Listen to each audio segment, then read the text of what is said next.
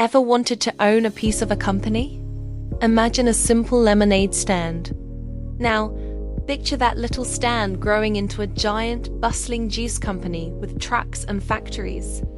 A stock is like getting a tiny official piece of that huge company. A stock certificate might just say you own a small slice, but it's your slice nonetheless. This little piece of paper, or more commonly today, a digital entry, represents your share of ownership. It means you're not just a customer, you're a part owner, and you have a stake in how well that company does. When the company profits, you can profit too. It's the very foundation of how many of the world's largest corporations are built and funded, allowing everyday people to participate in their growth and success. So, how does this all work in practice? Let's go back to our juice company.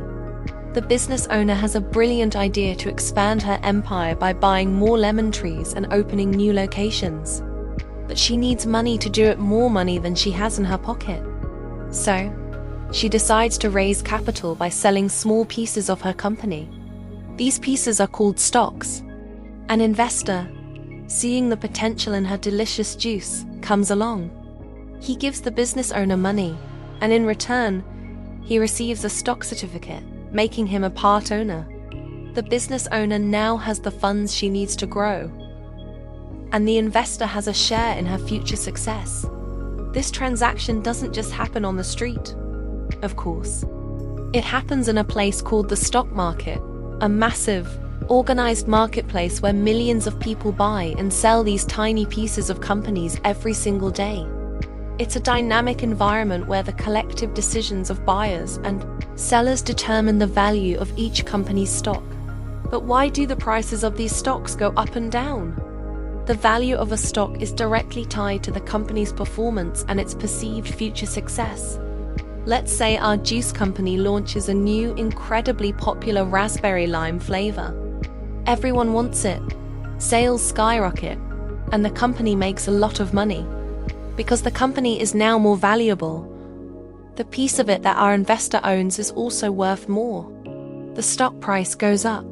On the flip side, imagine a news report announces a terrible lemon harvest due to bad weather. The cost of lemons, the company's key ingredient, goes through the roof. This hurts the company's profits and makes it look less valuable. As a result, the value of each stock goes down. The price of a stock is constantly changing based on news, company performance, economic conditions, and investor sentiment. To wrap it all up, a stock is simply a share of ownership in a public company. Companies sell these shares or stocks to raise money to fund their growth and new projects.